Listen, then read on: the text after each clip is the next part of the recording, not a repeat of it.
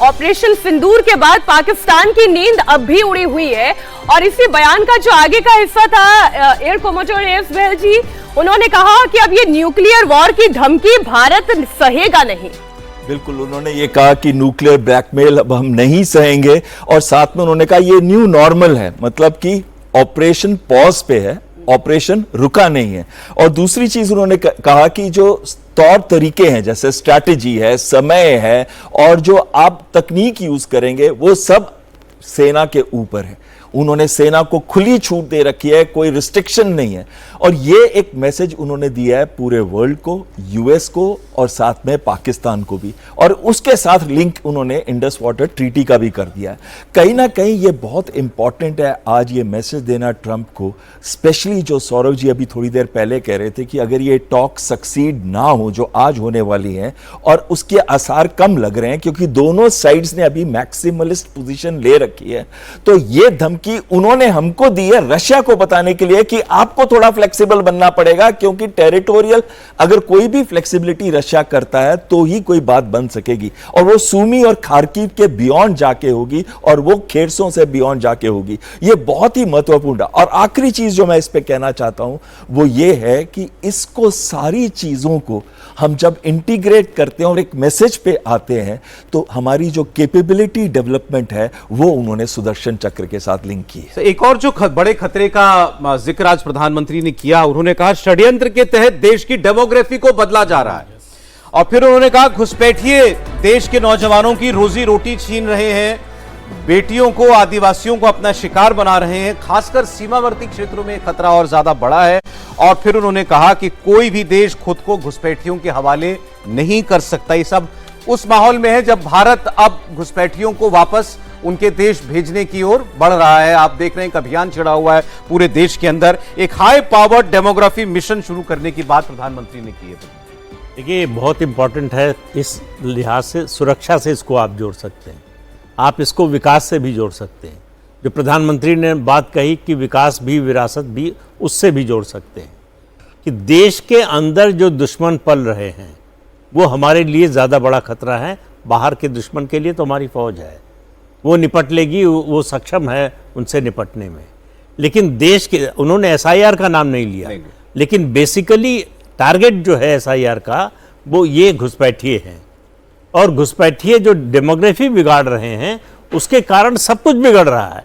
आपका आर्थिक विकास का जो की संरचना है वो बिगड़ रही है, आपकी विरासत की जो आप बात करते हैं वो बिगड़ रहा है। उसके अलावा देश के लिए लगातार खतरा बने हुए, जो अंदर से जिस तरह की घटनाएं हो रही हैं, जिस तरह के कामों में वो लगे हुए हैं, उन सब को देखते हुए डेमोग्राफी चेंज का क्या असर होता है, ये सबसे बड़ा उदाहरण आपके सामने जम्मू कश्मीर है। जम्मू कश्मीर में जो डेमोग्राफिक चेंज हुआ उसका क्या असर हुआ, और देश के कई राज्य और कई राज्यों में कुछ खास इलाके इस समय इस खतरे का सामना कर रहे हैं। तो अगर डेमोग्राफी आप, और दुनिया भर में देखिए, आप केवल भारत की बात नहीं है, आप अमेरिका की बात कर लीजिए, आप इंग्लैंड की बात कर लीजिए, आप फ्रांस की बात कर लीजिए, जर्मनी की बात कर लीजिए, हर देश इस समय डेमोग्राफी को लेकर बहुत चिंतित है। खासतौर से ये इलीगल माइग्रेंट्स जो है वो जो समस्या बन रहे हैं। सर, घुसपैठ से निपटने के लिए तो फिर भी कुछ किया जा सकता है, किया जा रहा है, लेकिन ओवरऑल डेमोग्राफी चेंज से लड़ने के लिए क्या किया जा सकता है, या ये जो डेमोग्राफी मिशन है ये इसमें क्या सहयोग देगा? नहीं, पहला कदम तो यही होगा कि इसको बढ़ने नहीं दिया जाए। दूसरा कदम इसको रोकने का होगा कि जो कई, आप लगातार पिछले कई महीनों से खबरें जो आ रही हैं, जिस तरह से कन्वर्जन हो रहा है जितने बड़े पैमाने पर, चाहे वो क्रिश्चियनिटी के जरिए हो रहा हो चाहे इस्लाम के जरिए, तो ये जो कन्वर्जन हो रहा है ये भी तो डेमोग्राफी चेंज करने का ही एक तरीका है। इसको रोकने के लिए जिस राज्य सरकारें सक्रिय हैं, लेकिन जब तक राष्ट्रीय स्तर पर, ये आपको याद होगा कि संविधान सभा में इस पर बड़ी चर्चा हुई थी, और कुछ लोगों का ये प्रस्ताव था कि धर्म परिवर्तन को मौलिक जो अधिकार हैं उसमें शामिल कर देना चाहिए। उसका बहुत विरोध किया, सबसे ज़्यादा विरोध जो है डॉक्टर अंबेडकर और सरदार पटेल ने किया, और कहा गया कि नहीं, सरदार पटेल ने कहा कि धर्म परिवर्तन आज के कानून में भी गैर कानूनी है, आगे भी रहेगा। तो धर्म परिवर्तन को मौलिक अधिकारों की लेकिन सर, सूची इसमें में एक प्रैक्टिकल प्रॉब्लम जो है, जबरन चाहे वो जबरन। झारखंड हो, पश्चिम बंगाल हो, और खासतौर पर पूर्वोत्तर राज्यों में सबसे ज्यादा क्रिश्चियनिटी को लोग अपना रहे हैं।